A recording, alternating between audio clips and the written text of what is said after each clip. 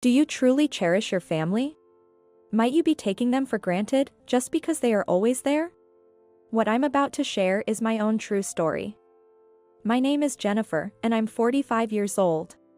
I'd like to tell you about the time I most deeply pondered what family means. Let's go back about 15 years. Back then, I was a fashion magazine editor. My life was entirely consumed by work. In the world of editing, there's hardly any time for romance. Yet, everyone was trying to make the most of their precious 30s, squeezing in time for social gatherings and dates. Back in those days, security was a bit laxer, so it wasn't unusual to meet up with a significant other while juggling work. But I was never good at creating free time or space in my life. Work always came first, and romance was the first to suffer. I was the type to unintentionally be rude to my partner. The one who showed interest in someone like me was my beloved and rather unique husband, Michael. He was also an editor at the same company. However, we worked on different magazines, so we didn't interact much. We often ended up working late until around the same time, which meant we ran into each other a lot in the elevator on our way home. That's what eventually brought us together. We both took pride in our work and neglected romance, making us quite similar. Sometimes, we'd passionately discuss the future of magazines as comrades.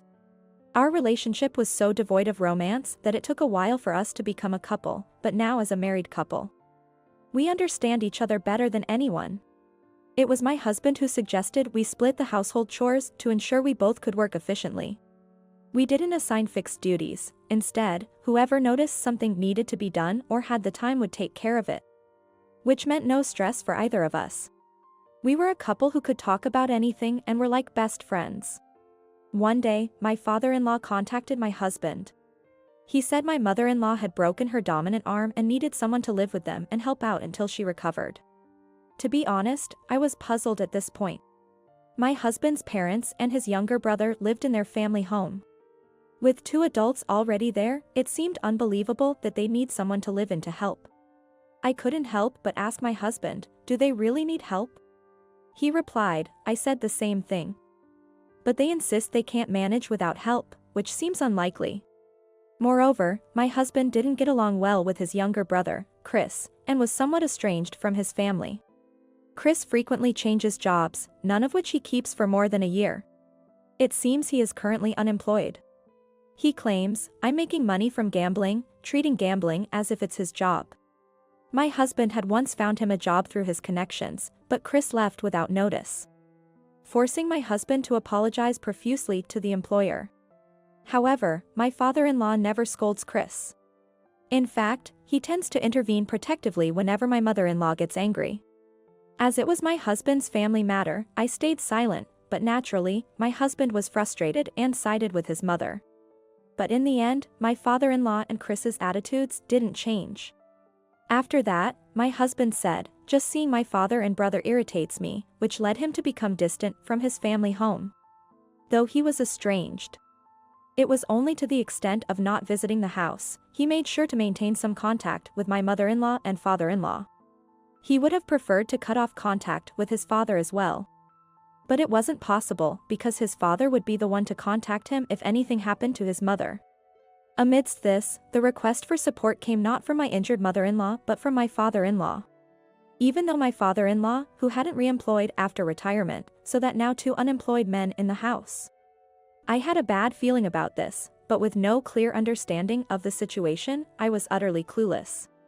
Should I go and help? My husband said with a sigh. My husband is currently involved in the launch of a new magazine, a key project for him. This magazine is a children's publication, something he has dreamed of doing for many years. He really wanted to give his all to this project. On the other hand, I was in a position where I could easily take a significant amount of time off due to major reorganizations in the magazine I was involved with. Let those who can, do. That's our family motto, right? I can count on you to take care of things here. When I said that with a smile, my husband reluctantly replied, I should go. I don't want you to face any unpleasantness because of my family's issues. But seeing my eagerness, he eventually gave in. Don't worry, I'll handle whatever comes our way.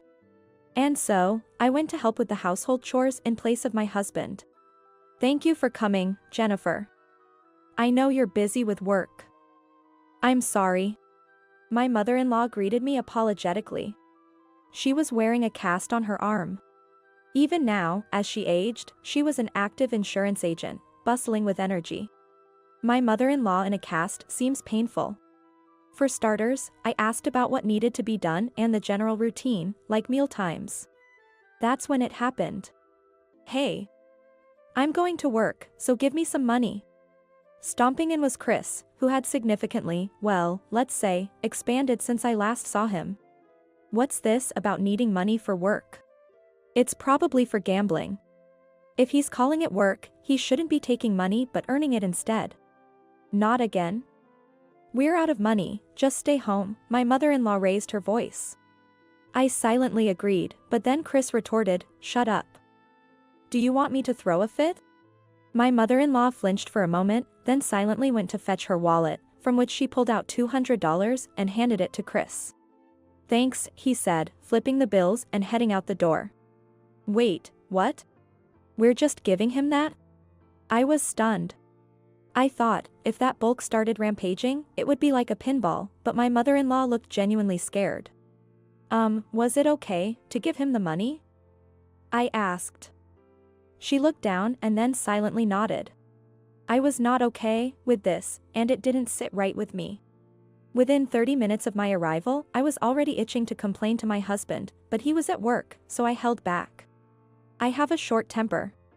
If Chris had demanded money from me, I wouldn't have hesitated to confront him. But since my mother-in-law didn't retaliate, I kept my mouth shut for the time being. At the same time, I realized I needed to keep a closer eye on this household. But that seemed to be the only issue. The day ended, and I wondered if Chris was the only problem. The next day, I accompanied my mother-in-law to the hospital since she had a doctor's appointment. We had an appointment, but the hospital was crowded, and we returned home later than planned, where my father-in-law greeted us. I expected a simple welcome back, but I was mistaken. The first thing he said was, the bathroom isn't ready, and he was angry about it. Despite it being only 3 p.m. My father-in-law was upset that the bathroom hadn't been cleaned because he wanted to take a shower early due to sweating. I nearly told him to clean it himself, but I held back, remembering I am the daughter-in-law and should stay quiet as long as my mother-in-law does. However, my mother-in-law was about to head to the bathroom, saying, I'm sorry. I exclaimed, no, you can't clean the bath with that injury. I hurried to stop her and took over the cleaning. After finishing, I went to check on my mother-in-law. Expecting her to be resting after the hospital visit, I found her instead starting to prepare dinner. I'll help, I offered. Then my father-in-law said, that's great. It'll speed up the work a bit, and laughed heartily. How annoying. I couldn't help but glare at my father-in-law.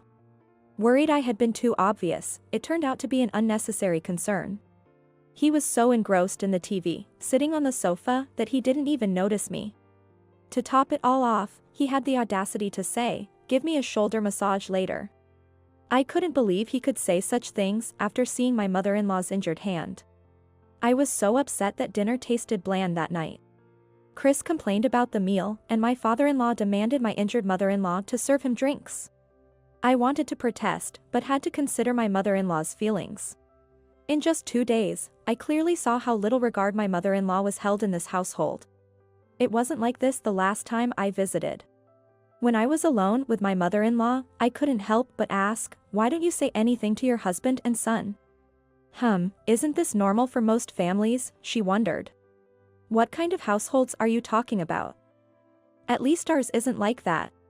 When I said this, my mother-in-law's eyes widened in surprise.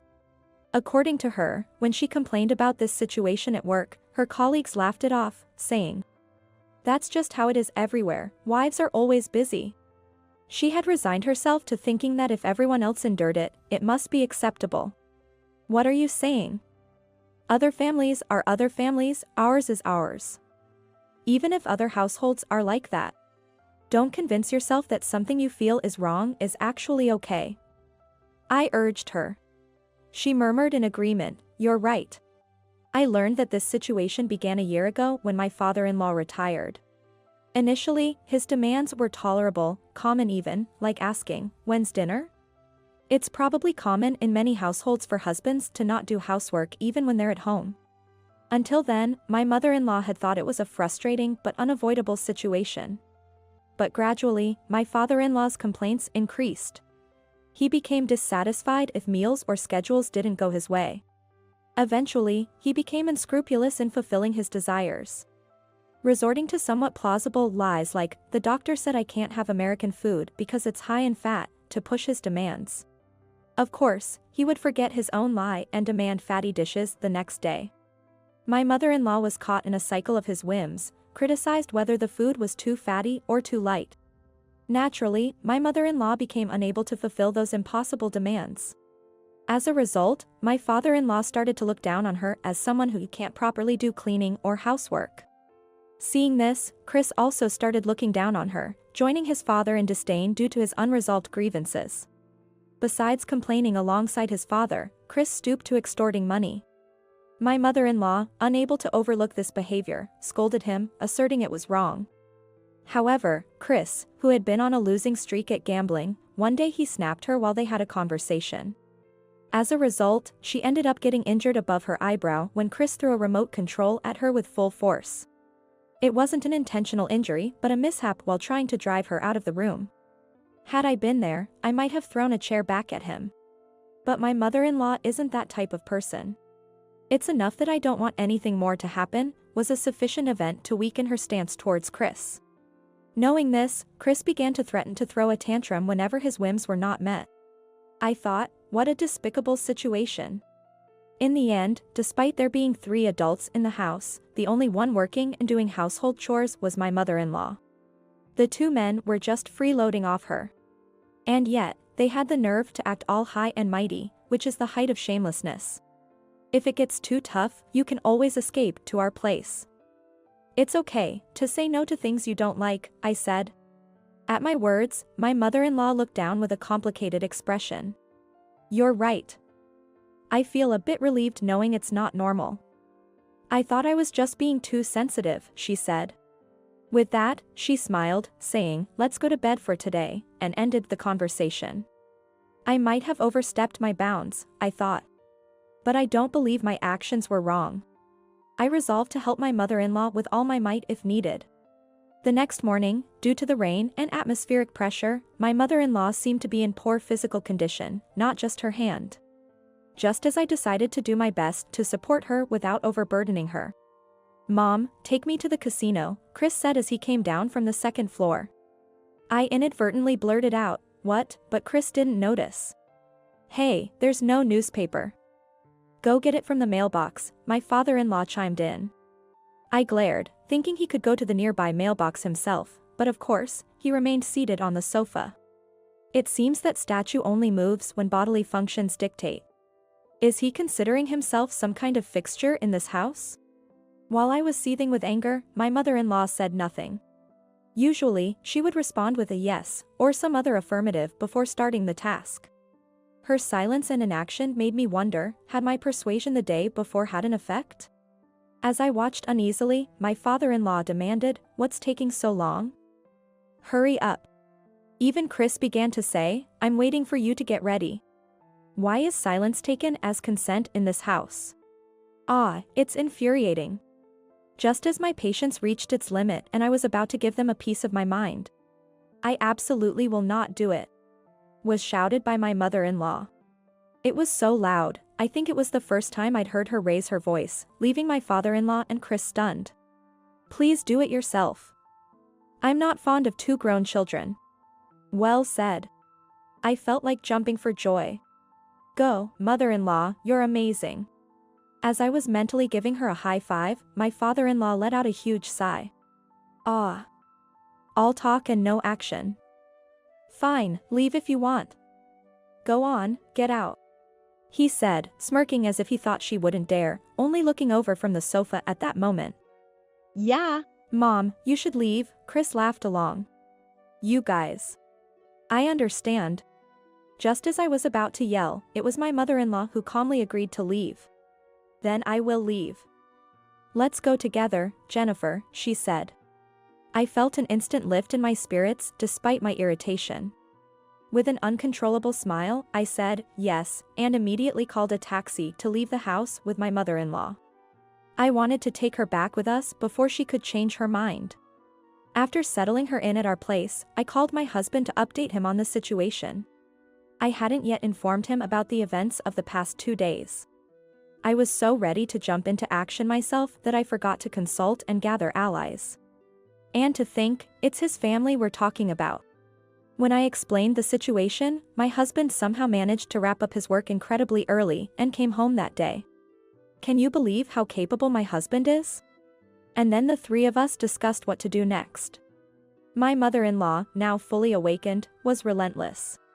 With a smile, she said something brutal, let's make their lives difficult over there. Normally gentle, but indeed a savvy agent. It made me realize she had truly been enduring, thinking, it's normal, so I must bear it. But enduring such for a year shows she must be incredibly resilient at heart. She declared loudly, I won't return until they're miserably begging. The next day, she cancelled their cell phone plans and emptied the bank account used for utility payments. We thought they'd notice once the cell service stopped and come begging, but both my mother-in-law and husband doubted it. Apparently, neither my father-in-law nor Chris had ever handled the bills, so they were clueless about how things worked. And with both unemployed, it's not like they were expecting calls from anyone. This was still the era of basic phones. The chances of them, not being tech-savvy, using the phones were slim. My husband and mother-in-law joked, they might just think it's a bad signal and not realize. Regarding the utilities, they won't notice the non-payment due to automatic withdrawals, my mother-in-law chuckled. To think they were such individuals, incapable of managing not just household chores but their own lives. Unfortunately, it seems there was some money left at home for living expenses. Enough to cover meals for about 3 months, she says. That is, of course, if it's not wasted. A month and a half later. Bro. Mom's there with you, right? Please, tell her to pay the bills. It's unbearable without AC in this heat. A pathetic call from Chris, almost in tears, reached my husband. Since the cell service was cut, he had to find a public phone to make the call. It was summer. Though not as severe as the current heat waves, the electricity cutoff was evident. Normally, the unpaid bills should have been a giveaway, but just as my mother-in-law predicted, they hadn't noticed. Waking up to the heat in the morning and finding that none of the lights worked, they panicked and called the power company, only to be told, you have an outstanding balance. My husband, upon hearing Chris's plea right after picking up the call, promptly hung up. He can be quite the devil when he wants to be. I love that about him. It seemed they also tried calling our house, but I deliberately didn't answer upon seeing the number. It was at my mother-in-law's request. Another half a month went by. 2 months after my mother-in-law's revenge preparations began. Coming home from work, I found Chris and my father-in-law sobbing outside our house. Please, let me see Mom. The water's been cut off. Chris begged. Jennifer, I'm begging too. The toilets, they won't flush, my father-in-law added. I nearly burst into laughter at their pleas. Desperate, yes, but their earnestness was almost comical. Not wanting them to linger at the door, I decided to inform my mother-in-law. She appeared before them, saying, let's have a talk, shall we? Just then, my husband arrived, and we all went inside to discuss. What brings the two of you, utterly clueless about the world, here, my mother-in-law started. The two couldn't even look her in the eye, hanging their heads. I'm at my limit. I'm sorry. Please come back. Chris apologized. My father-in-law followed suit. I'm also at my limit just looking at the two of you, but what should we do in that case, I wonder? My mother-in-law said with a mischievous smile, glancing at me, so I laughed along and said, indeed, what should be done about that? You don't have to go back ever, Mom, my husband began to smirk. Yeah, really. Who'd want to go back to babysitting 2 grown individuals? The moment my mother-in-law said that, Chris exclaimed, oh, me. I'll work. I'll work. But we didn't miss the instant his face turned into a wait, what, expression. Probably, work was just a spur-of-the-moment lie. But this was an opportunity. Then write a pledge that you'll work diligently from now on, no matter what, my husband challenged him. Huh? As my husband hastily prepared paper and pen and handed them to Chris, it was clear Chris was completely caught up in our pace. Here, write it down. From now on, you'll live on your own money and take care of Mom, my husband urged him. Rushed by my husband, Chris ended up signing the pledge before he knew it. His face grew paler by the second. If you break this, all your assets go to Mom. My husband warned, though his words held no legal weight. Yet, the intimidation in his voice was enough to convey he'd make it happen no matter what. Chris answered in a small voice, understood. Your turn, honey, my mother-in-law said. Don't think I'll come back just because he's working. If you don't change, it's still just another big kid around, she told him. What? I don't know, my father-in-law blurted out in panic. Huh? That's okay? Then Dad, you leave that house. Is that okay, Mom? As my husband said this, my mother-in-law smirked mischievously. That's not enough. What else shall we do? How about selling that watch Dad treasures? Ah, that's a great idea. Let's do that. And then, the moment my husband and mother-in-law started listing things to sell, my father-in-law slammed the table and stood up. All right, I get it. I'll do anything, just come back, please. As he finished speaking, my father-in-law slumped down, defeated. Anything? Like what exactly will you do? At my mother-in-law's words, my father-in-law let out a gasp. What? The atmosphere and his evident fear of my mother-in-law must have overwhelmed him. I'll help with the housework. And cleaning. That's normal, Dad. We live together, so helping out is the wrong mindset. You're just taking care of your own things. What makes you so entitled, my husband said, clearly exasperated. All of it, my mother-in-law demanded. Yes. My father-in-law responded weakly. Being unemployed, even doing all the housework might not be enough, my husband added. With tears in his eyes, my father-in-law said, I'll do whatever I can. It must have been a mix of shame and defiance at being scolded by his son. Thus, the whole ordeal ended with my mother-in-law agreeing to return home, on the condition that all her demands were met. 10 years have passed since then. Chris struggled with job interviews but managed to get hired for a part-time job at a local restaurant chain he used to frequent as a child. Surrounded mostly by younger colleagues, there were times he was pushed hard and felt worn out. However, he seemed to realize that if he quit, there was nowhere else that would hire him, who had been unemployed for a long time. And he continued to work with a guts that he had never had before. His hard work paid off, and he was offered a full-time position after 5 years, eventually becoming the manager last year. A late bloomer, indeed. My mother-in-law, no longer able to keep up with the demanding role, has now settled into being a homemaker. As promised, my father-in-law is in charge of the household chores. My father-in-law seems to have found joy in housework after giving it a try. Lately, he's become so passionate about cooking that he's even serving gourmet meals at home. We sometimes enjoy his delicious dishes. Indeed, there have been changes for us as a couple too. My husband has been promoted to editor-in-chief. Truly proud of my husband. His dream project, a children's magazine, was a hit, leading to his exceptional rise. Now, I am the wife of an editor-in-chief. Yet, I remain just an editor. This is because I've been on maternity leave, prioritizing children over work. Now, I am a mother of 3 boys and 1 girl. Though every day is hectic, prioritizing my children has proven to be more fulfilling than work. Sometimes, my mother-in-law and father-in-law come over to help with the kids, so despite having many children, I don't feel overly burdened. This isn't because we asked for help, but because they help when they can, by those who can. Not confined by roles like being a wife or husband, but doing what one can do. Without sacrificing anyone. I think this approach to family life might be the most natural and effortless way to happiness.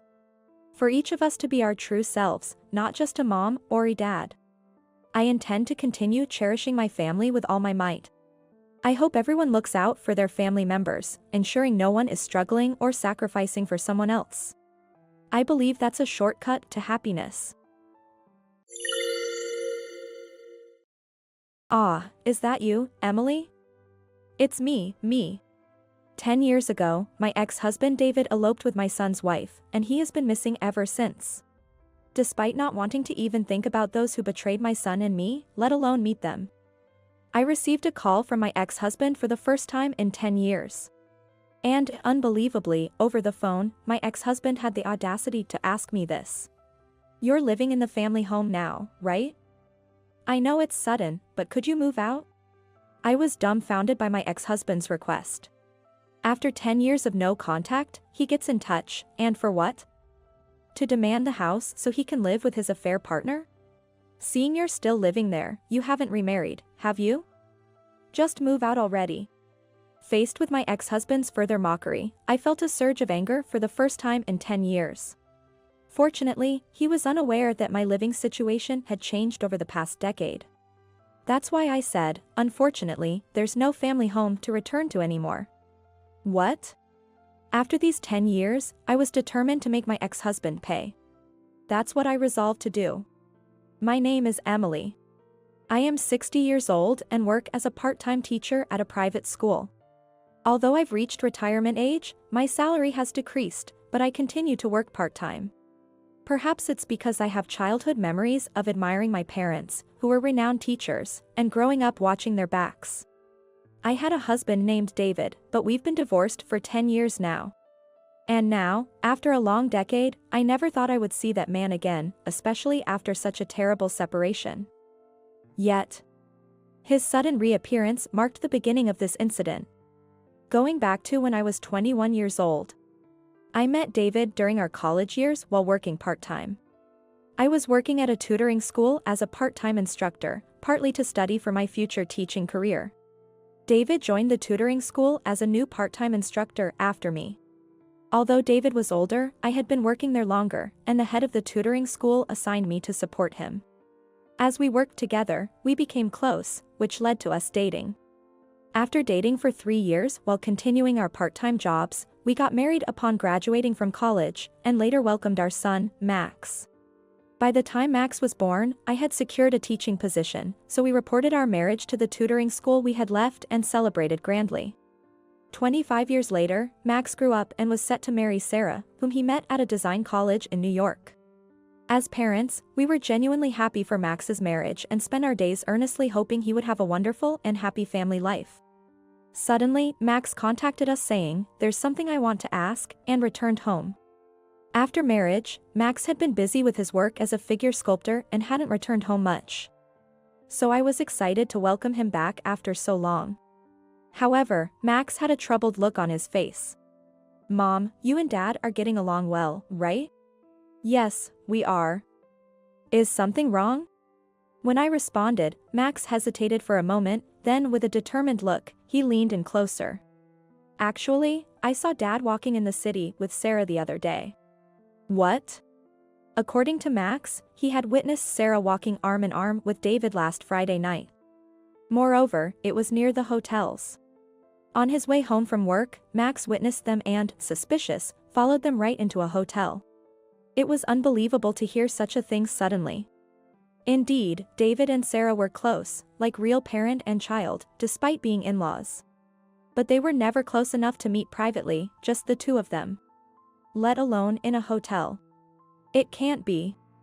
I wish it were a mistake or just a dream too. But this is proof. Max said, showing me a photo on his phone of two people, resembling David and Sarah, entering a hotel arm in arm. That Friday night, David came home late. He claimed it was overtime at work, but that must have been a blatant lie. Thinking back, I realized that over the past few months, there had been an increase in the number of days David came home late. He had excuses like coworker gatherings, sudden business trips, or working on holidays, and I believed him. But when I calmly thought about it, aside from social gatherings, the sudden increase in business trips, overtime, and working on holidays over these past few months was something I had hardly ever experienced before. It just felt off. Could all those have been excuses to spend time with Sarah? I had Max send me the photo and told him, I'll ask Dad about it, before sending him home for the time being. As I waited for David to return, he arrived home late at night. He seemed to have been drinking, as he was emanating a strong smell of alcohol. Despite the unpleasant smell of liquor, I mustered the courage to confront David directly. David, I heard from Max this afternoon. Is it true you met with Sarah last Friday? Ah. Oh, yeah. We met up and had a chat. I guess. Perhaps sobered by my question, David's eyes began to dart around. Seeing his reaction, I pressed further with my inquiry. Max also said this. He saw you and Sarah entering a hotel together. As I said this, I showed him the picture Max had sent me. David's eyes widened, he gasped for air, and his gaze darted around as if looking for an escape. After seeing his reaction and feeling certain, David sighed deeply, as if resigning himself. Damn. I never thought Max would see us. Maybe I got too carried away. David, don't tell me. Yeah. No point in making excuses now, I'll confess everything. After speaking as if resigning himself to the situation, David confessed everything. He was swayed by Sarah's invitation and started dating her 6 months ago. And now, he began to tell me that his feelings were almost entirely directed towards Sarah. 6 months ago, that would be 3 years into Max and Sarah's marriage. Had David and Sarah been dating since then? Ignoring my shock and trembling, David continued speaking and ultimately made a cruel confession. That's the situation, so I want to marry Sarah. Emily, you're out of the picture. Let's get a divorce. Despite my head going blank, I strongly objected, but David was adamant and wouldn't stop. I just want a divorce. I can't do this with you anymore. Saying so, David didn't come home the next day. Not only that, but all of David's belongings were gone from the house, and a completed divorce paper was left on the table. Furthermore, when I received a call from Max, filled with frustrated tears, saying, Sarah has left the divorce papers and disappeared, I realized they had no intention of returning. Thus, after David and Sarah eloped and vanished, I was left utterly dumbfounded. That was the end of my marriage to David 10 years ago. After filing for divorce, I sold the house where David and I had lived and moved to a new home I found near my workplace. Initially, I was withdrawn and secluded myself, but as I became engrossed in my work, regardless of my personal struggles, I gradually realized that my emotional wounds had healed. I believe that my heart healed unnoticed because I found my work as a teacher to be fulfilling. Continuing to dedicate myself to a meaningful job, being allowed to stay at the school in a part-time capacity even after retirement, and spending vibrant days with colleagues and students played a significant role. Thus, by making my job and interactions with students my new love, the time I spent fretting over David and Sarah gradually decreased. And then, 10 years later, I was leading a fulfilling life without looking back on the days with David. Even though becoming a part-time teacher meant a decrease in income, staying at the school through my teaching job and being able to meet and spend time with students who looked up to me like a parent was enough. Hearing that Max had thrown himself into his work and managed to recover from the shock of his father and wife's betrayal, I felt relieved. However, one phone call shattered the peace I had found. Hello? Ah, Emily? It's me, David. What? David. Hearing my ex-husband's voice for the first time in 10 years. I never thought I'd hear it again, and I involuntarily raised my voice in surprise. What do you want after all this time? You're not calling to reminisce about old times, are you? My words came out sharper than I intended. It was understandable, though. The last time David and I had spoken was a decade ago, and back then, no matter how much I reasoned with him, he was adamant about getting a divorce. Unaware of my efforts to maintain composure and suppress my emotions as I recall such events, David said this. Hey, now, isn't that a bit cold? Saying that to your husband who reached out to you after 10 years, don't you think that's not right? You're forgetting ex-husband. I don't think of you as my husband anymore, and I certainly don't want to see or even hear your voice. All right, then let's get to the point. You're living in the family home now, right? I know it's sudden, but can you move out? What? With an insensitivity that bordered on flippancy, I struggled to comprehend the barrage of words thrown at me, unable to contain my emotions, and found myself raising my voice once again. Despite my confusion and shaking with anger, David continued speaking. Sarah's pregnant. Kids are more expensive than I thought. Things have been getting tight. According to David's detailed account, it appears that despite a 30-year age difference, he and Sarah eloped and got married. And he says they have lived as a very loving couple. However, everything changed when Sarah got pregnant last year. Before eloping, David and Sarah abruptly quit their jobs, complicating their ability to secure positions at reputable companies because of their work histories. As a result, they took on multiple part-time jobs to make ends meet, living paycheck to paycheck. Amid these challenges, Sarah's pregnancy and subsequent childbirth meant she had to stop working, significantly straining their financial situation. I just can't handle it anymore, so I thought about asking Max for help or going back to my folks. However, Max shut the door on me. And my folks have disowned me as well. Everyone's just so stubborn. As David chuckled over the phone, the faces of his parents and younger brother, whom I had met before our marriage, came to mind. His father seemed strict, his mother appeared to have a strong core, and his younger brother looked serious. After the divorce, we never kept in touch, but I couldn't imagine them forgiving such an infidelity, running away with their son's wife. So you're saying you want to move in here? Yeah. Seeing you're still in the family home, I guess you haven't remarried, right? A single woman with nothing but her teaching career is less important than a daughter having your grandchild. Just move out. His crude words made my anger boil over. Had I idealized David too much in my memories over these 10 years? I never thought he could be this irresponsible. And at the same time, recalling something, I spoke in a hushed tone. Unfortunately, there's no family home anymore. What? My father passed away 3 years ago, and my mother last year. The family home was too big for me alone, so I decided to sell it. There's no house left for you, David. What? Now it was David's turn to raise his voice. Besides, I have no intention of telling you where I live now, and even if you found out, you wouldn't be allowed in. So, never come here. Dead, you say? Then what about the inheritance? If the parents are dead, the house and money should go to you, right? David's words, focusing only on the financial aspects following my parents' death, made me frown in disgust and anger. By the looks of it, while discussing the reliance on my family home and such, they were likely plotting all along not only to take my money but also to seize my parents' inheritance. But that was counting one's chickens before they're hatched, and now it was too late. All the money from my parents' inheritance, along with the family home, went to me. My parents said they wouldn't leave a single penny to a shameless man who eloped with his son's wife. What? Going back to the day I divorced David, 10 years ago. Upon hearing about David and Sarah's betrayal from Max and me, my parents were furious. It's no wonder they were angry. David had been treated like a real son and trusted by my parents ever since before we were married. Only to betray that trust by eloping with his son's wife and hurting both his son and wife in the worst possible way.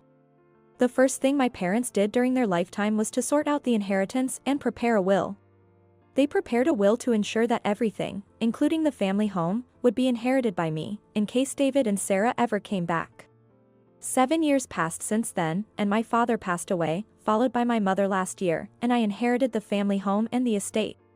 The family home was too large for me to live in alone, and while I didn't want to part with a house filled with memories of my parents, I decided to sell it, honoring their wishes. I hoped it would be put to good use by someone with good sense, rather than being handed over to the likes of David and Sarah. Hearing this reality, David's anger exploded over the phone. Don't mess with me, damn it. Don't talk nonsense. That can't be allowed. There's nothing about being allowed or not. I legally inherited everything through the proper procedures. You and Sarah, who did nothing and just wandered around as you please, have no say in this. Even as I responded, David, possibly enraged to the point of losing sense, showered me with vile abuse before slamming the phone down. And I just stared down at my suddenly silent phone. After abandoning others for their own selfish reasons, they come back seeking help and lash out when things don't go their way. I never thought the man I had spent several years with could be so irresponsible and childish. Just as I was filled with utter contempt, to my surprise, I received a call from Sarah. Despite being related by marriage, she accused me one-sidedly of being heartless for not informing her about my parents' deaths, claiming she hadn't heard about it and chastising me for not telling her.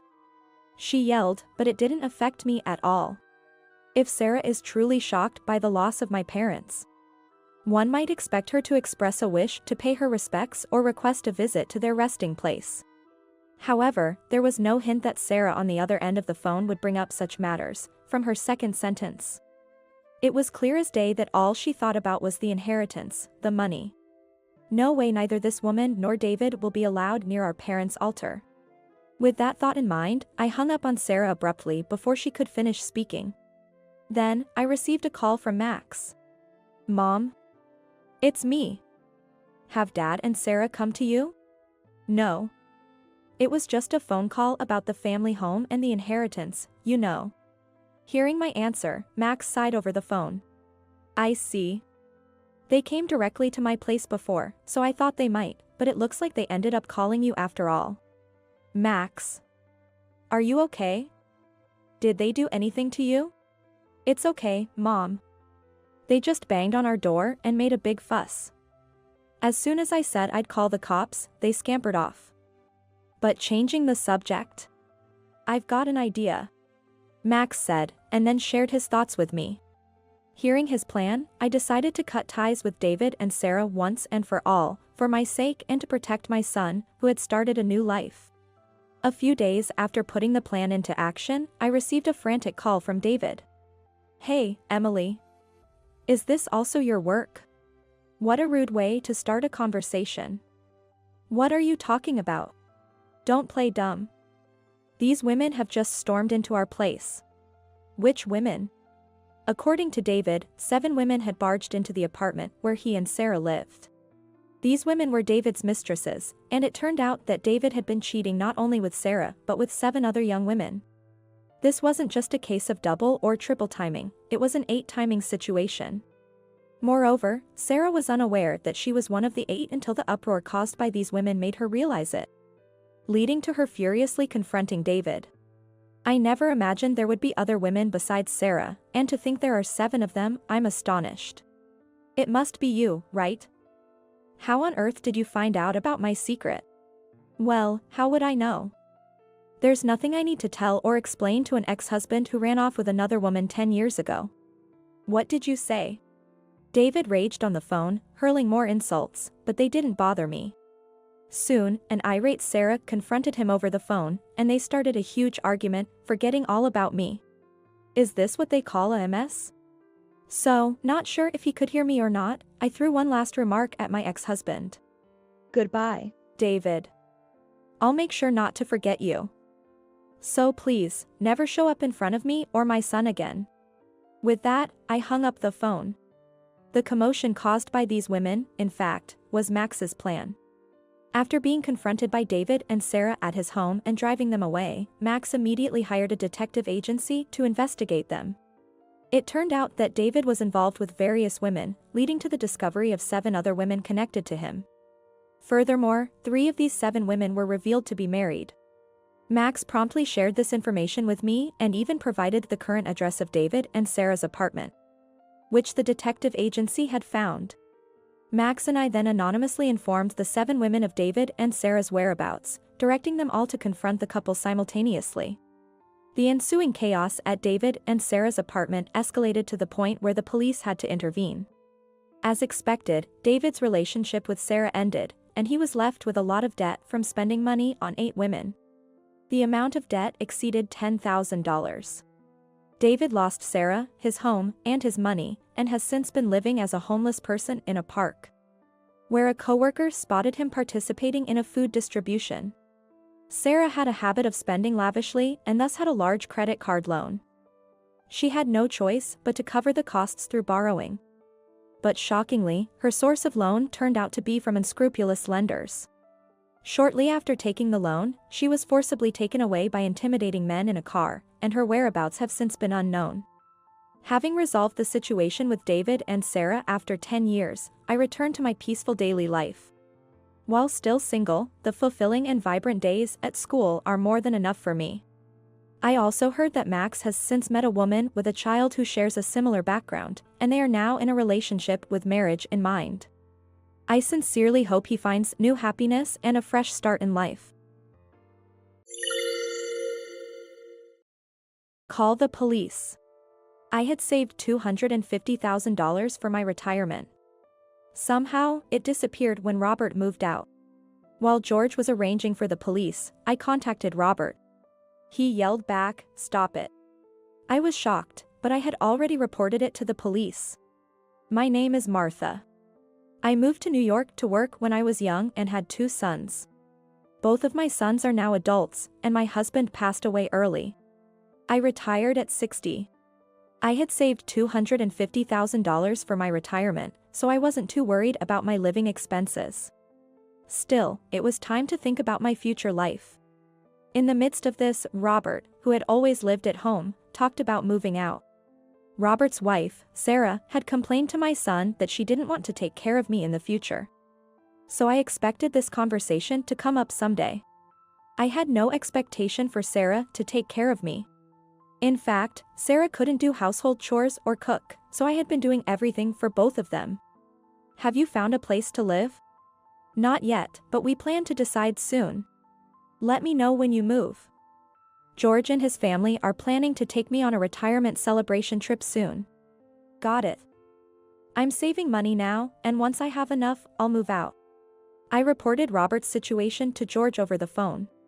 George suggested, maybe you should install security cameras? Once they're gone, your house might become an easy target for burglars. That's a good idea. The news always says that elderly living alone are easy targets. Additionally, the trip with George and his family was going to be for an extended period. I was indeed anxious about leaving my house unattended for a long time. I immediately purchased the security cameras that George had researched for me. They were due to arrive tomorrow. Little did I know how useful they would become later on. After a while, since I heard about Robert and Sarah's plans to move, Sarah approached me about the moving expenses. Martha, could we borrow some money for our moving expenses? I was actually fired from my part-time job. We won't be able to cover the moving expenses at this rate. Fired from your part-time job. What did you do? Please, Martha. Lend us the money. Reluctantly, I agreed to lend them money for the moving expenses and enough to live on for a while after moving. Make sure you pay it back. Sure, we will. She always responds well like that, but I was feeling resentful towards Sarah. After a few days, I considered talking to Robert about it. It seemed Robert was not preparing for the move, so I asked him about it. That's when I discovered a shocking fact. I lent Sarah the moving expenses, so you should be able to move now, right? I don't know anything about that. What? I was stunned. She said she would pay it back after moving. I don't know about that. How much did you lend her? About $3,000. What? There's no way we can pay that back. I'm a temp worker. But Sarah said she needed the loan. I couldn't hide my surprise. Just then, Sarah returned home. I rushed to the entrance, eager to confront her about what happened to the money for the move. I'm sorry, I spent it. But you have money, so $3,000 shouldn't be a big deal, right? There's no way that's okay. What did you spend it on? Designer bags and new clothes. The new ones were so cute. But I can't spend any more money until I find a part-time job. Don't worry. I'll pay you back. As soon as I find a job. Bit by bit. I could only be appalled by Sarah's words. I'm retired now, so I really need you to pay me back, you know? Do you understand? I get it, geez. Is this the so-called bullying mother-in-law? Ugh. I just want to get out of this house already. Sarah was only making selfish remarks. I regretted lending her money. George was supposed to visit today. George has a 1-year-old child, and his wife, Michelle, is a working mother. They had mentioned taking me on a trip, and we were supposed to decide on the dates today. Robert hadn't returned from his temp job yet, so it was just me and Sarah at home. Sarah, could you help out today since George and his family are coming? Me? I can't do chores. I just got my nails done. Then, could you at least set the table or do some shopping? George's family is coming for lunch. You prefer George over Robert, don't you? That's not true. I just want them to have a nice time since it's been a while. As I said that, Sarah clearly looked displeased. It's not like I'm trying to favor one son over the other. But it's natural to want to treat them a bit better when you haven't seen them for a while. I've never made any comparisons between her and Michelle, despite Sarah having some personality issues. But she dislikes Michelle and always picks fights with her. When George's family arrived, Sarah blatantly scrutinized Michelle. Looking plain as usual, huh? Couldn't you dress up a bit? You're in front of your mother-in-law. As if I ever thought such a thing, her insincerity in trying to flatter me only at such times was deplorable. Don't mind her. She's just in a bad mood. I tried to smooth things over, but Michelle looked down, apologetically. She's always being bullied by Sarah. I try to protect her as much as possible, but it seems Sarah doesn't like that either. Back in the kitchen, I spoke to Sarah. Sarah, can't you try to get along with Michelle a bit better? I want to, but I just don't like her gloomy attitude. And please stop favoring her over me. I don't intend to do that. Is it because she has a child? Of course, I'm happy about the grandchild, but I don't favor her just for that reason. Sarah glanced at me and snorted. I wonder if she understood. Why not let her help with this? Michelle has to take care of the child, so you do favor her because she has a grandchild. Hearing this, Sarah began to sulk and started relaxing with a drink, refusing to help at all. I wanted to tell her she wasn't a child, but I held back and let her do as she pleased. After a while, I heard the sound of a commotion between Sarah and George's family. Rushing over, I found Sarah, drunk, trying to grab at Michelle. George was desperately trying to stop her. What on earth are you doing? I can't stand this woman. So what if she has a child? Is she looking down on me? Then, Michelle apologetically said sorry. I didn't realize Sarah was so bothered by it, showing pictures of Lauren and all. I'm sorry. There's no need to apologize. Sarah is the one being unreasonable, getting angry, and trying to grab Michelle all of a sudden. It turned out, the whole incident started with Sarah provoking George's family. Sarah, who had been drinking, started ranting incomprehensibly, and when Michelle remained silent, she flew into a rage. What do you mean, I'm not in the wrong? I can't stand this woman or my mother-in-law. I've decided to move and it feels so liberating. Sarah shouted angrily and began throwing dishes and glasses that were within reach. In a panic, I moved Michelle and Lauren away from Sarah, while George desperately tried to restrain her. Then, Robert came home and was stunned by the mess in the room. Despite the fact that George and Michelle had come over for a visit after a long time, this happened. Robert took his wife away and the situation calmed down for the moment. While cleaning up the messy room, Michelle looked apologetic. Although there had been a dispute, the travel plans were successfully arranged. In the end, George's family left with smiles, which reassured me, and then Robert called me into the living room. Meanwhile, Sarah had fallen asleep, still drunk. We've decided to move out sooner. We're leaving next weekend. Really? Is money okay? What about the house? She says she'll figure it out. But more importantly, we want to keep moving costs down, so could you and George help out? Sure, but George just left. I'll have to contact him. Could you call him for me? I find it hard to ask after what happened earlier. Of course. I readily agreed. I'm sure that once Sarah leaves this house, she will feel a little more at ease. I thought that Sarah might be feeling some strange pressure because of me. Although I might not be able to meet Robert and Sarah due to the earlier dispute. I still hoped that they would be able to spend a peaceful time with each other. I called George, who had just returned home, to explain the situation. They agreed with my idea and were happy to help with the move. Today was the day Robert and Sarah were moving out. After seeing them off, I went back to the living room. Actually, I was planning to go on a trip with George's family starting tomorrow. Thank you. I hope this settles things down for them. That would be great. Really, it would. While I was offering tea and snacks to George's family for a break, I went back to my room to prepare for the trip. A trip would certainly cost a lot of money. Thinking this, I was shocked when I opened the drawer containing my bank book. This is terrible. When I hurried down to the living room, George's family looked at me in confusion. My savings. The bank book I was saving for retirement is missing. At my words, the George's family's eyes widened in shock. A thief? When could this have? What should we do? As I panicked, the George's wife timidly asked, how much was in there? $250,000. At my words, the George's family froze.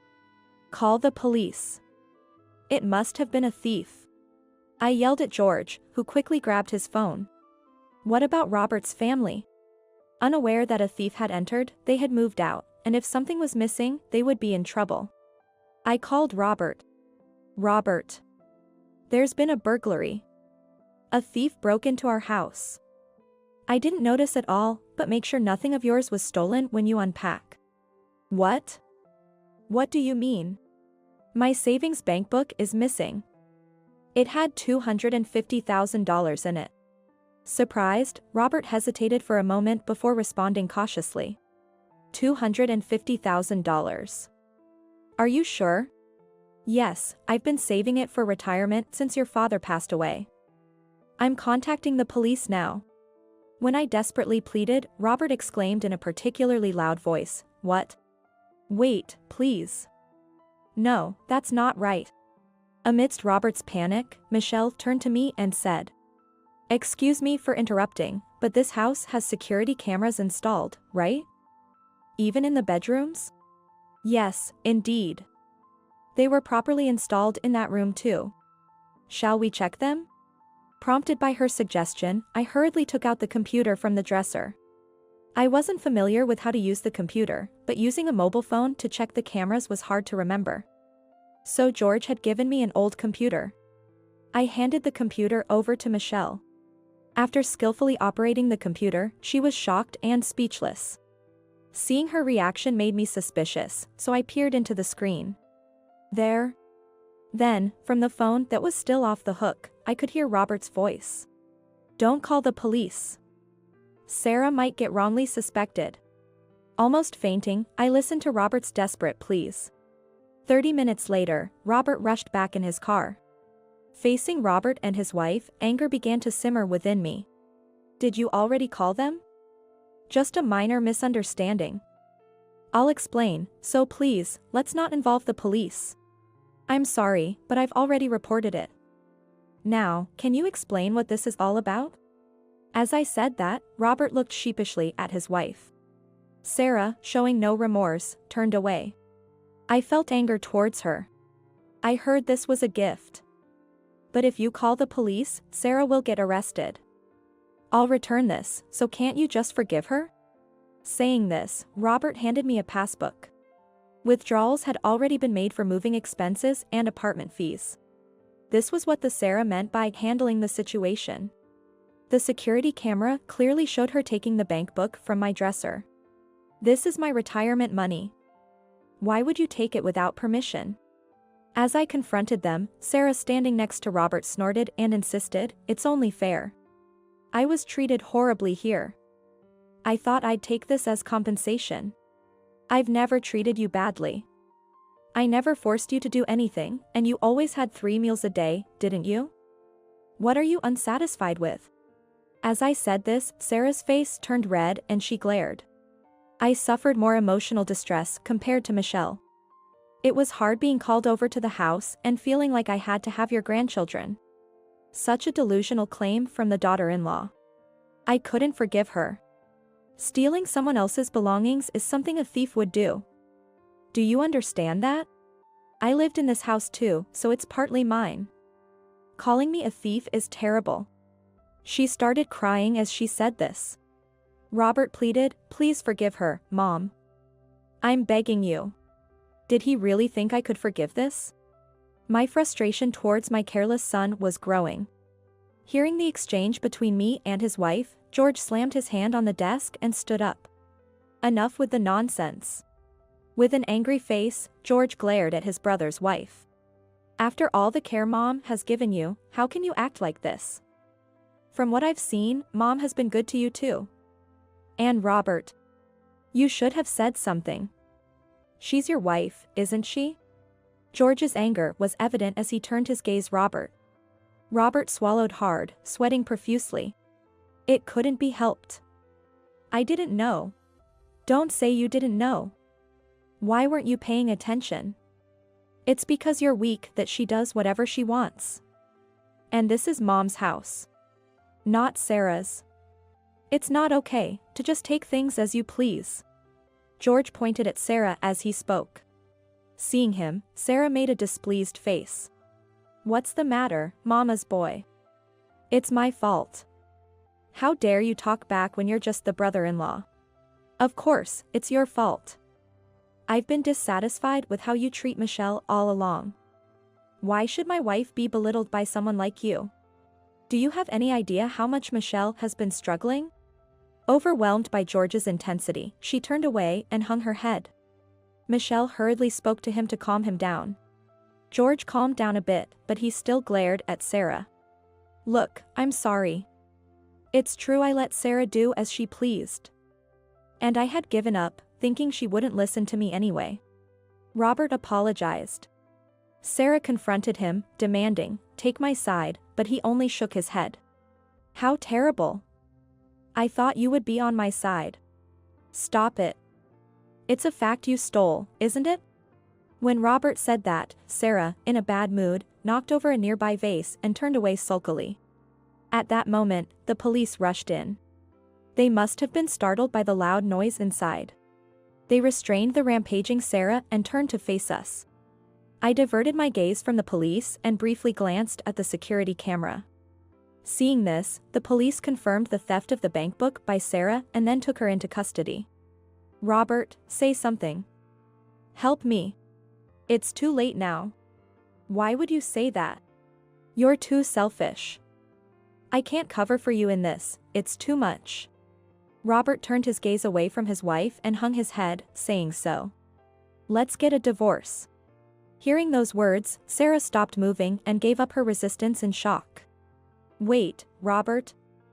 Are you serious? I tried to warn her at first, but she never listened to me. Ignored me when it was inconvenient for her. And now this. I can't take it anymore. I can't go on with her any longer. Robert had also been troubled. Knowing this, I couldn't bring myself to blame my son. Perhaps because he's still my son, no matter what. Robert watched Sarah being taken away by the police, sitting dejectedly. Later, it was revealed that Sarah had also been involved in marriage fraud. Robert was shocked to learn this. Sarah was said to be facing a certain prison sentence. And so, Robert and Sarah divorced. Sarah was ordered to pay back the marriage fraud and compensation to Robert. Robert offered to cover part of the repayment for the marriage fraud. He wanted to take responsibility for not being able to firmly stop his wife. I went on a trip with George and his family. Spending a long time with my young grandchildren was a lot of fun. Now, I'm living with Robert again. With debts to repay, he has set a goal to stop being a temp and become a full-time employee, and he's working hard towards it. I'm happy to see my once unreliable son gradually maturing. When I sharply snapped back, Michelle scowled at me. Stop leeching off Dad. Hearing Michelle's upset voice, I made up my mind. Oh, it's no use. I gave up in my heart. My feelings for Michelle did not reach her. The emotional bond one was trying to establish with Michelle was severed. Michelle needs to reflect on her actions. She must face the consequences of her actions. And I will tell her the truth. My name is Rachel, and I am 50 years old. I have been married to Alex for 5 years. Both Alex and I had been married before we met each other. I divorced my previous husband because he had an affair. One day when I came home, I found divorce papers from the lawyer in the post. Since then, my ex-husband never returned. I didn't even know where my ex-husband was, but I submitted the response to the court. Since then, I haven't seen or even heard from my ex-husband. We used to argue a lot and weren't very close, so I had expected this to happen someday. But it was so sudden that I couldn't eat and was very depressed at the time. I couldn't just sit around, so I threw myself into my work. I filled the void in my personal life with work. I worked frantically. After work, I frantically studied marketing and management. Thanks to that, I didn't even think about remarriage or dating, and before I knew it, I was 40. My family runs a small diner. It's a cozy place that serves set meals during the day. The food is good, plentiful, and affordable, making it popular with the townsfolk. It's a small town, but almost everyone must have eaten our food at least once. In particular, my father's chicken steak is the restaurant's specialty. When Alex proposed to me, I was over the moon, but hearing that he had a daughter made me anxious about the future. Will this work out? The thought of suddenly becoming the mother of an adult daughter was crushing. My buoyant feelings had completely deflated. Now, my heart feels heavy and dark. That's when I got a text from Alex. No rush on your response. I meant every word I said earlier. His unhurried reply calmed my turbulent heart as if the tide was receding. Yes, Alex is serious and kind. He would surely support me through anything. And as for his daughter Michelle, though she's a concern, she's an adult. She won't throw a tantrum like a child. She will understand about Alex and me. I decided to accept Alex's proposal.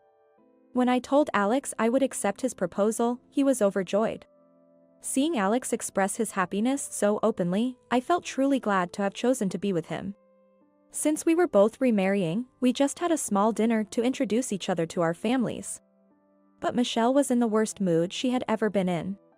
She was irritable and took out her feelings on the staff.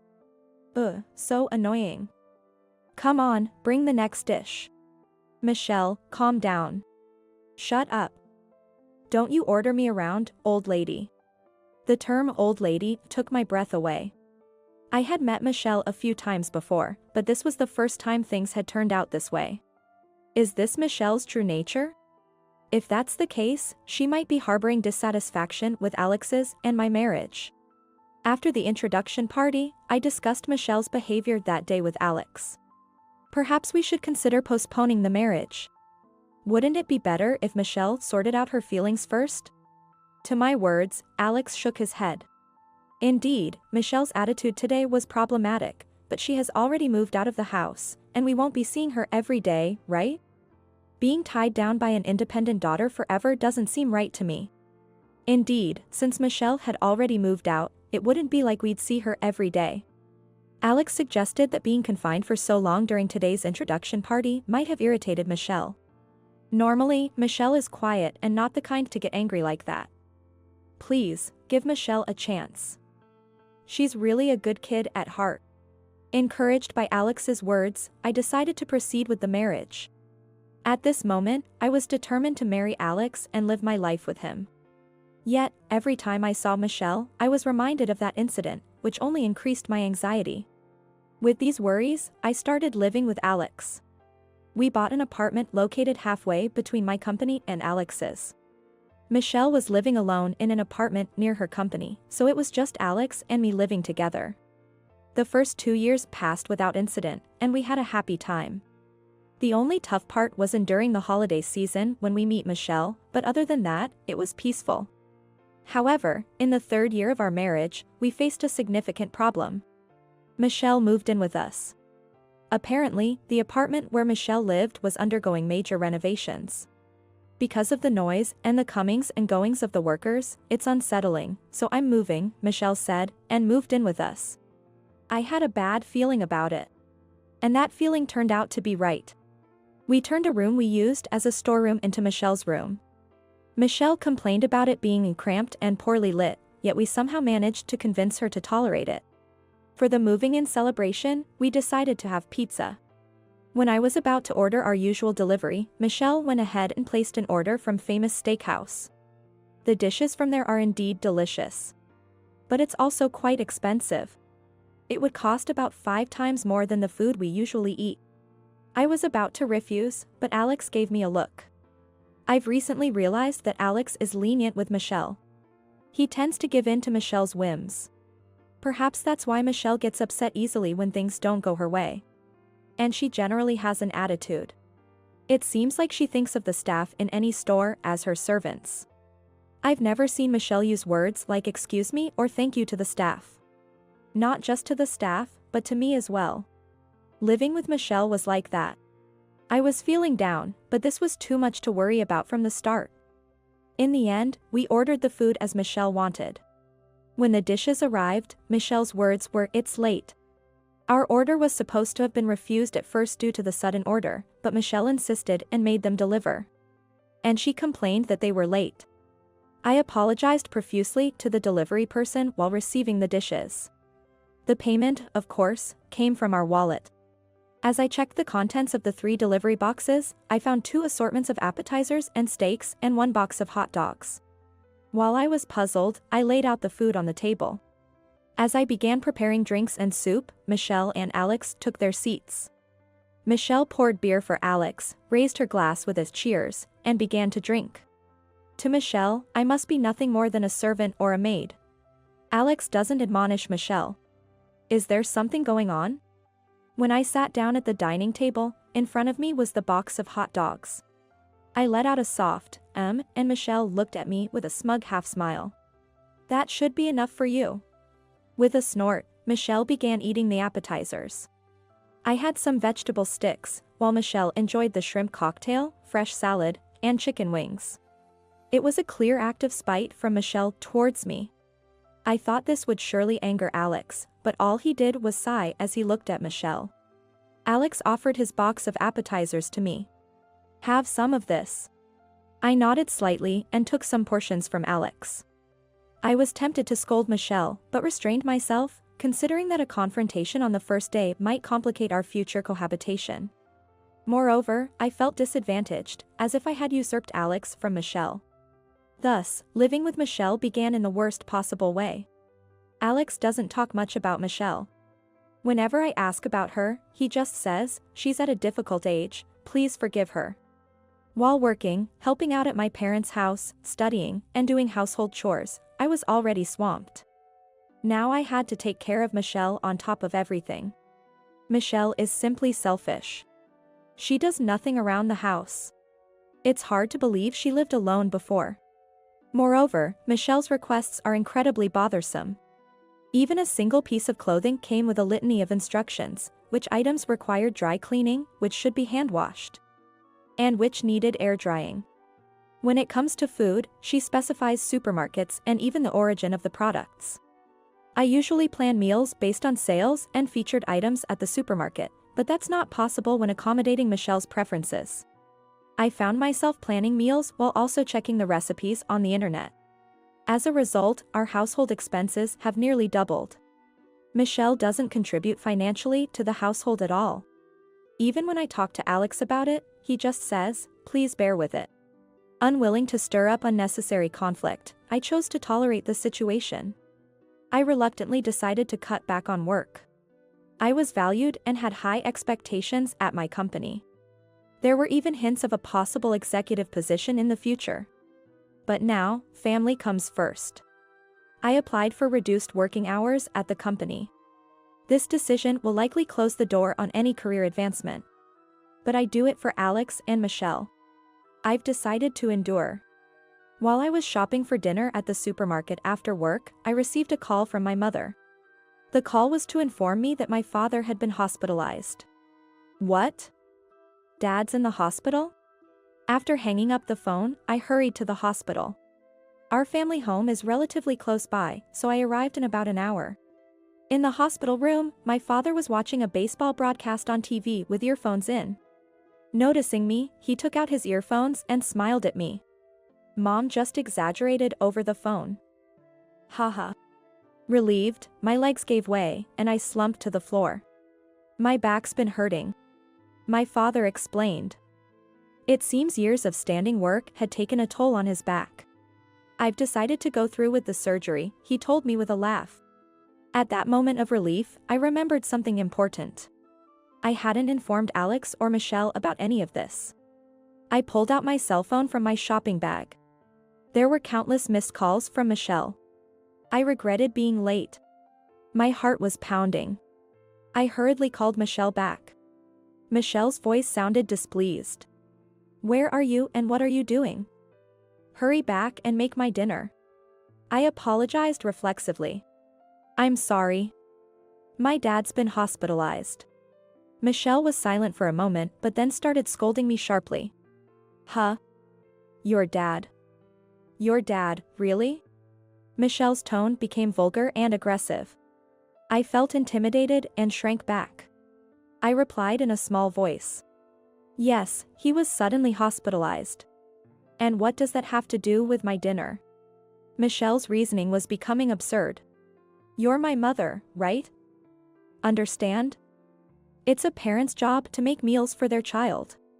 It might be understandable if Michelle were still in elementary or middle school. But Michelle is 26 and has lived alone before. She's fully an adult. For such an adult to demand meals from a parent is beyond harassment. I felt compelled to stand up for myself. I'm not good with Michelle's assertive tone or harsh words. Although I was scared of being yelled at, I decided to confront Michelle. "Is it wrong to worry about my dad? You should understand." I could hear Michelle gasp over the phone. "Shut up.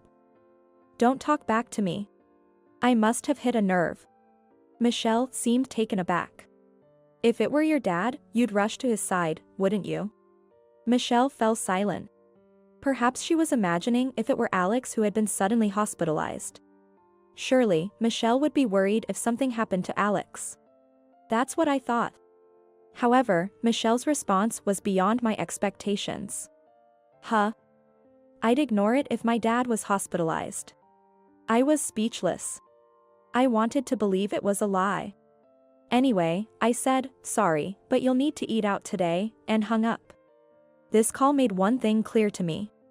Michelle doesn't see me as her mother at all. In fact, she doesn't even see me as a person. She must think of me as a mechanical servant or a slave. Otherwise, she couldn't say such heartless things. It's saddening, but I can't just dwell on sadness. Things can't go on like this. I felt a strong need to take action. Even after my father is discharged, he won't be able to work as before. There's only so much my mother can help with. I need to address the situation at my family's home quickly. Balancing my family's needs, taking care of Michelle, household chores, and work was impossible. I decided to resign from my job. Though the company tried hard to retain me, there was no other way. Just as my father was discharged and we managed to reopen our shop, something happened to Alex. Alex ended up being hospitalized. Moreover, his condition was quite severe. Dr. Anderson, the chief physician, said he might never be discharged. When I informed Michelle of Alex's condition, she reacted nonchalantly and said something unbelievable. "Does this mean it's going to cost a lot of money?" Michelle seems more concerned about money than Alex's health. What could this mean? I couldn't understand her reasoning. Does Michelle not care about Alex at all?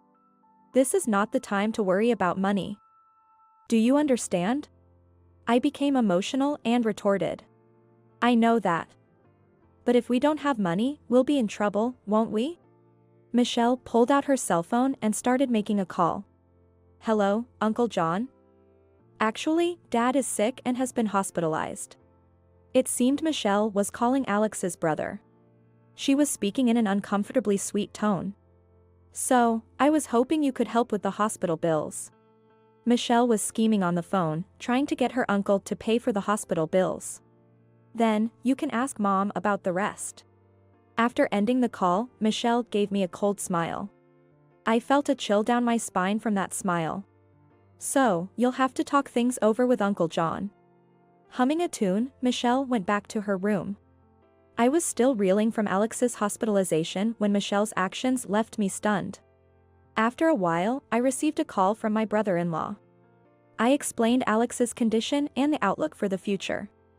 I broke down crying midway, but I managed to explain everything. I also assured him that I would take care of the hospital bills, so he shouldn't worry. After hanging up, I slapped my cheeks with both hands to psych myself up. I can't afford to mope around over this. But bad things continued to happen. After our marriage, Alex was entrusted with managing his parents' company. However, the business began to struggle. The cost of raw materials had been rising for years, leading to higher purchase prices and reduced profits. The company was so strapped that it couldn't afford to pay employee salaries. In the past, Alex's family used to help my family's business, but now the roles were reversed, and my family was supporting Alex's company. With the business in trouble, Alex had cut his own salary. So, I was paying for the hospital bills with my salary. Most of the insurance policies list the company as the beneficiary. Ironically, Alex's insurance money gave the company a bit of a breather during these hard times. In such a difficult time, Michelle lashed out at me. The reason was a photo on my phone of a dining scene at a restaurant. Don't mess around. Using other people's money for such luxury. Michelle berated me with vulgar language and an aggressive tone. The photo was from a time I was asked to sample dishes at a restaurant I visited for work. A client took the photo and sent it to me, but unfortunately, it backfired. "You're using our money for stuff like this?" Michelle's words made me realize something. It seems she's under the impression that I'm living off Alex's money. The reality is quite the opposite. Currently, I'm the one providing for most of our household expenses. I've repaid all the money I borrowed from Alex in the past, with interest. Michelle's anger didn't subside. It seemed futile to say anything at the moment. Michelle's command, "Get out," compelled me to leave the house. I left a single piece of paper on the dining table. I chose to spend the night at a hotel. It would be useless to explain anything to Michelle. No, if I tried to explain, she might start depending on my money. I wanted to avoid that. I resolved to stick to the plan and take appropriate action. I made a promise to myself. I went to visit Alex's hospital room. I visit every day, but today felt special. Michelle didn't come today either, huh? Alex gave me a sad smile. His smile always reassured me. "I'm sorry for being so inadequate." Alex shook his head. "It's not that. It's my fault.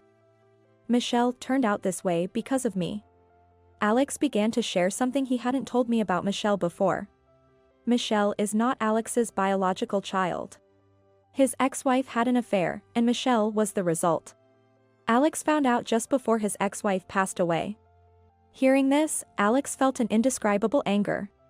The person most at fault was lying in bed, soon to pass away. He couldn't direct his anger anywhere. Michelle wasn't to blame, and she still thinks of Alex as her real father. His ex-wife passed away without revealing anything about the other man involved. Alex was left with unresolved anger. He couldn't treat Michelle the same way as before and ended up pushing her away. For Michelle, her mother suddenly disappeared, and her father became distant. It's no surprise her personality became twisted. From that point on, Michelle ceased to trust anyone, viewing Alex solely as a financial resource. Since then, I've become nothing but an ATM to Michelle. Alex said with a sad smile. Michelle's selfishness is excessive. Moreover, her disdain for others is over the top. Michelle found out I wasn't her real father when she was in high school. Alex said she didn't seem that surprised. She must have had her suspicions, he added with a sarcastic smile. I explained to Alex what I was about to do. Initially, he looked reluctant. His expression conveyed a sense of skepticism, as if questioning, is all that really necessary? I've already looked into it. If I don't do it, things could get even worse, I told him. If I don't, someone else surely will. Alex closed his eyes, deep in thought. I decided to wait quietly. After a while, Alex opened his eyes. All right. I'll leave it to you. I held Alex's hand. His hand felt bony and had become much smaller. I struggled to hold back my tears. Forcing a smile, I left the hospital room. As I stepped into the corridor, I saw Dr. Anderson. I handed Dr. Anderson a scientific magazine showcasing the latest medical technologies. Please help my husband, I said to him and left the hospital. Now, it's just a matter of taking action. To psych myself up, I slapped both of my cheeks sharply with my hands. This always helps me focus. After spending a night at a hotel, I checked my cell phone for messages and returned home before noon the next day. I could hear the sound of the TV and Michelle's laughter coming from the living room. In the living room, Michelle was watching TV and laughing heartily. It was a rare sight. She's usually in a foul mood, but today she seemed happy. Looking around, I noticed that several things were missing. I noticed the absence of photos of Alex and me, souvenirs from our trips, and other decorative items from the living room. Some things are missing. My mutterings to myself prompted a reaction from Michelle. Oh, I threw them out. Your stuff. Shocked, I entered the bedroom. The room was empty. No computer, no TV, no stereo. Even the bed and furniture were gone. The closet was empty too. I returned to the living room and confronted Michelle. What's the meaning of this? Michelle looked at me with disdain while lying on the sofa. They were needless, so I disposed of them. I put my hands on my hips, visibly angry. Needless? What are you going to do? When I raised my voice, Michelle made a face of disgust. She averted her gaze from me and sighed dramatically. I'm tired of living with you. Michelle had said something outrageous. What does she think this place is? What do you mean by that? This home belongs to Alex and me. When I retorted sharply, Michelle's face turned sour. Stop leeching off Dad. Leeching? What could she possibly mean by that? Michelle suddenly brought up something unexpected. Come to think of it, she had mentioned our money before. Could Michelle be under some grand misunderstanding? As I stood there, unable to respond, Michelle's irritation grew. Do I have to spell it out for you? I'm saying stop depending on Dad's money. Michelle and I never got along well. But I had always tried to be considerate towards her. I've complied with all of Michelle's requests, even those that felt like harassment. Even if it was harassment. I wanted to get along with Michelle. As the second wife, I've always strived to be kind and loving, feeling somewhat guilty. Yet, I received such treatment in return. I wasn't leeching off anyone. I was just trying to do everything for Michelle. I wanted to convey this to Michelle, yet the words eluded me. While I struggled to speak, Michelle added insult to injury. Dad's not coming back anyway, so there's no reason for you to be here. That's not true. Michelle raised her voice. Shut up. I don't want to hear your excuses. Hearing Michelle's hysterical voice, I made up my mind. It's no use, I realized. I gave up in my heart. My feelings for Michelle did not reach her. The emotional bond I was attempting to forge with Michelle had been severed. I felt my feelings for Michelle fading. Just a moment ago, I thought of us as family, but now we're complete strangers. From the beginning, it was clear Michelle was only using me for her own convenience. That's why she could so boldly drive me away. Michelle needs to reflect on her actions. She must face the consequences of her actions. And I will tell her the truth. I resolved to confront Michelle with the truth. Determined, I locked eyes with Michelle. Michelle looked back at me with fearful eyes. What? Got a problem? No. I'll leave, just as you wish. I checked other rooms, the bathroom, and the toilet. Don't bother looking. Everything's gone. I had it picked up by a collection service. I picked up a flyer from the living room. That's the place. I asked them. The flyer was just there, conveniently. This was something I had left in the living room. I almost let out a laugh at Michelle's shallowness. Forcing a stern face, I glared at Michelle. I hope you come to realize the gravity of your actions.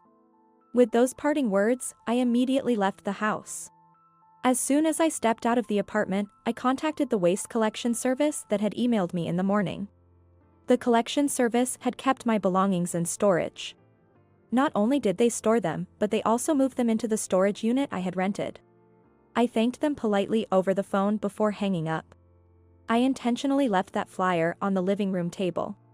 I thought Michelle might just do something like that. Given her personality, seeking out a collection agency would have likely been too bothersome for her.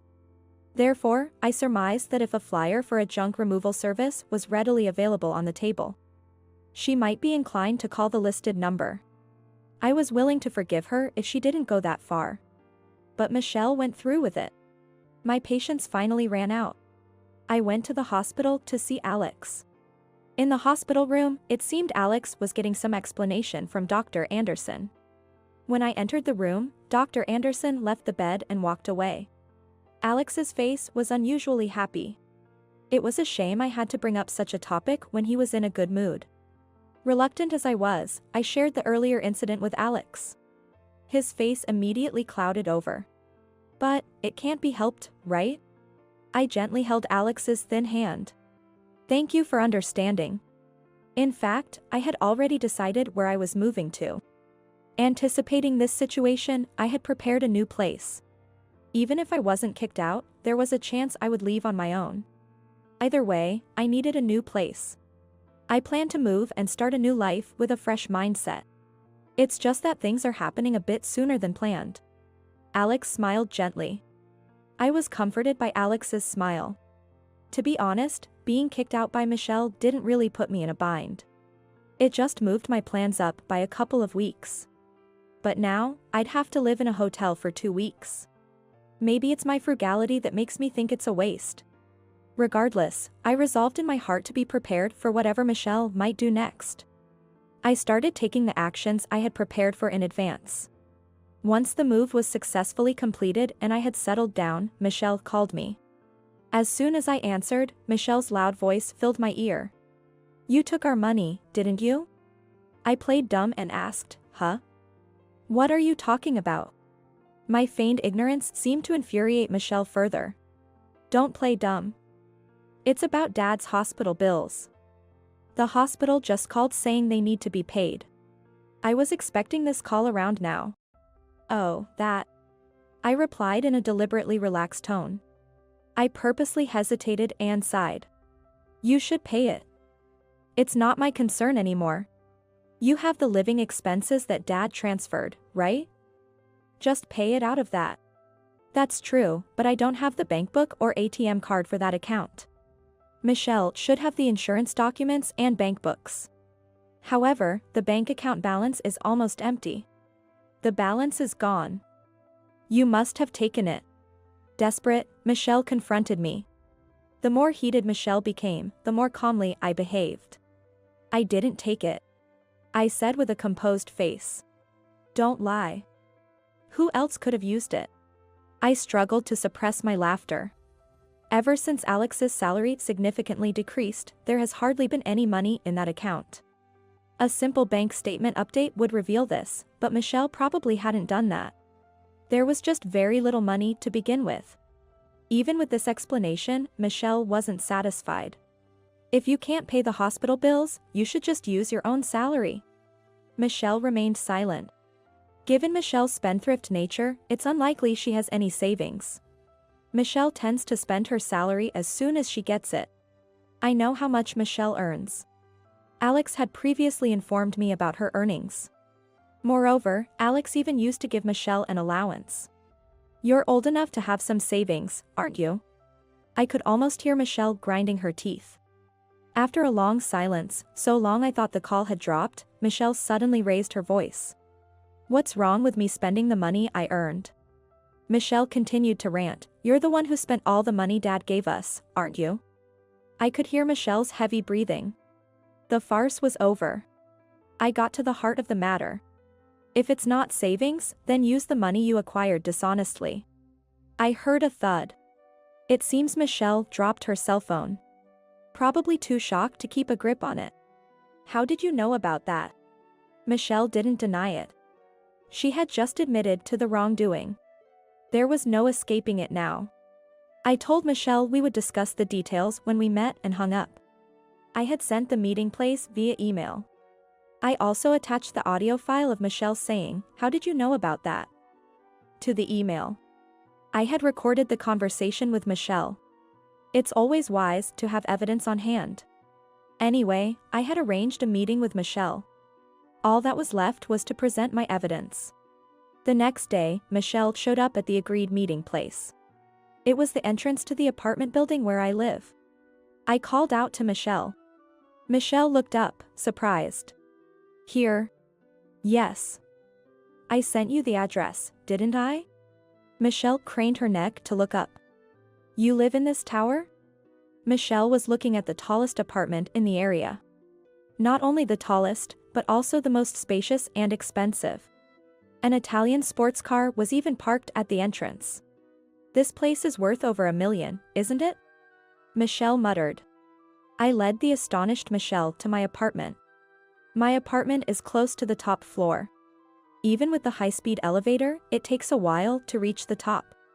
During the ride, Michelle was nervously biting her nails and trembling. Clearly, she was overwhelmed with anxiety, probably sensing something bad was about to happen. Upon arriving, I unlocked the door with my cell phone. Nowadays, cell phones can also serve as keys. Michelle looked at me with a surprised expression. I entered the room without minding her reaction.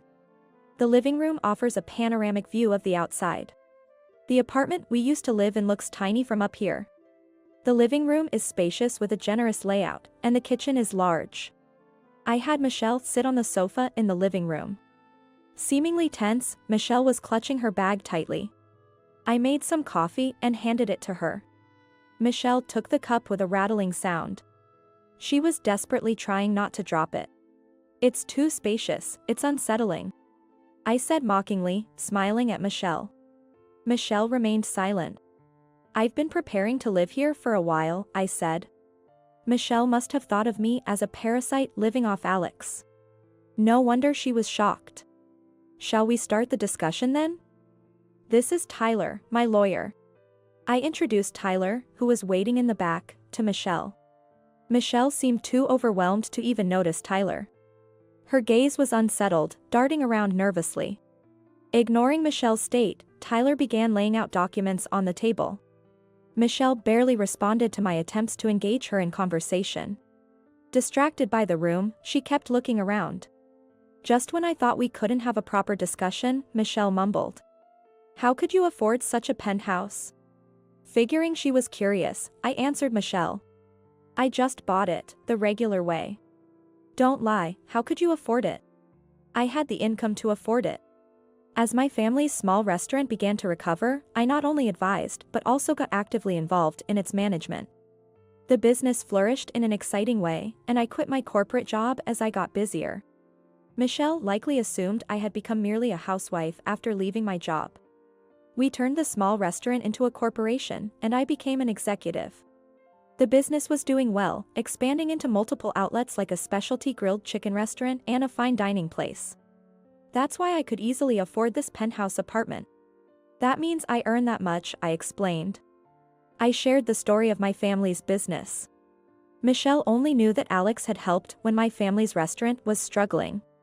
I then told her how my family's business eventually came to support Alex's company and that I had become an executive. Hearing my story, Michelle slumped in defeat. I wondered if Michelle was feeling regret, but she suddenly looked up and said something unexpected. All right, I'll live here too. Let's make up. What is she talking about? That's what I thought, but I just silently stared at Michelle. There's enough space here for my room too, right? I glared at Michelle with a cold look. Save your dreaming for when you're actually asleep. She was completely unfazed by my sarcasm. I'm serious, she said. That's when Tyler cleared his throat. He probably couldn't bear to go along with Michelle's absurd statements any longer. Tyler handed Michelle a bill. Looking at the bill, Michelle's face turned pale. Her hands trembled, and sweat formed on her forehead. This is a fraudulent bill. It's a phantom charge, Tyler stated. After graduating from college, Michelle had worked at Alex's company. However, she conspired with a client company to make unjust charges to the company. The illicit gains were shared with the accomplice from the client company. To set Michelle up, I had hired a detective agency and conducted a thorough investigation using whatever I could. Then, an individual from the client company who conspired with Michelle leaked information to Tyler. I immediately consulted with my in-laws, who had stepped down from the presidency to become chairpersons, about the matter. Then, my in-laws were furious and promised, "We'll administer an appropriate punishment." Embezzlement on the job, quite the crime indeed. Tyler takes in my words. If convicted of fraud, you could face up to 10 years in prison, not to mention civil damages. Wait a minute, there must be some mistake. Michelle desperately tried to deny it. However, the evidence was complete, and the accomplice had confessed. Admit it. The charges against you are only getting heavier. Just as I thought Michelle was gripping the bill tightly enough to tear it, she suddenly stood up. "I'm sorry." Michelle apologized. "Sorry doesn't cut it." I spoke in a flat, emotionless voice. "Especially since you've done it habitually. It's deemed extremely malicious." Michelle collapsed to the floor and began to apologize. "I'm truly sorry. Please forgive me." "No chance." With my cold response, Michelle's face became a mess of tears. Her usually impeccable makeup was completely ruined. "If things continue this way, losing your job will be the least of your worries. You might even get arrested." It was all Michelle's own doing. "Your apologies won't earn you forgiveness." Michelle's tears and runny nose left dark stains on the carpet. "Please forgive me. Just staying silent about it is enough." I turned my back on Michelle, who kept apologizing. "This isn't just between you and me." Michelle seemed unable to let go. She made an outrageous offer to me. "Then, I'll give you money. I'll charge the company again and give you that money." I sighed deeply and pressed my hand to my forehead. Nothing I said would make a difference now. Michelle had no intention of repenting. She was solely focused on navigating her way out of the predicament. "There's no helping you. You need to be properly judged," I said, revealing the voice recorder in my hand to Michelle. Michelle seemed to realize she had made an outrageous proposal. She trembled, covering her mouth with her hand. "I'll submit this as evidence to the police," I declared. Michelle kept her head down. It was as if something had been drained from her. Tyler and I then escorted Michelle out of the room. Leaning against the wall, she staggered toward the elevator. Once Tyler had departed, I collapsed into the depths of the sofa, exhausted. It was finally over. I reported the outcome to Alex via email. As planned, Michelle was criminally charged by the company. Michelle was arrested, and the employee from the partner company was indicted while on bail. Michelle had been dating this employee. Whether Michelle really had romantic feelings is unclear. It's highly possible she pretended to like him just to use him. Michelle is now detained in a holding cell, awaiting trial. She also faces a lawsuit for damages from the company. Michelle was disliked at the company, and perhaps it was a form of retribution. Being the president's daughter, she was exceedingly unpopular among the employees. She also had a haughty attitude toward clients, which negatively impacted performance. Not only was her attitude presumptuous, but Michelle also made many mistakes. There were numerous complaints, but no one dared to criticize her because she was the president's daughter. This is what I heard from Alex. Alex is still hospitalized, focusing on his treatment. Alex entrusted the presidency to Michael, his reliable executive vice president. This decision had been made quite a while ago. With Michelle gone, the transition proceeded smoothly. Alex is fighting his illness. Despite the challenges in obtaining a discharge, a pioneering treatment available in Germany offered new hope. Holding the published scientific journal, Dr. Anderson and I had many discussions. Dr. Anderson understood and agreed, and Alex will soon go to Germany for treatment. Of course, it's private healthcare, not covered by insurance. I'm not worried about the treatment costs. If necessary, I can just sell the penthouse. Alex will surely recover. And he will surely smile at me with that gentle smile again. I can hardly wait for that day.